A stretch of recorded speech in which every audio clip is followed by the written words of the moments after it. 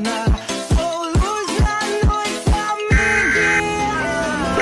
Weather Service in Hazleton has issued a tornado warning for Cherokee County in north-central Keysota, Medina County in north-central Keysota, Beltrami County in north-central Keysota, Doppler radar.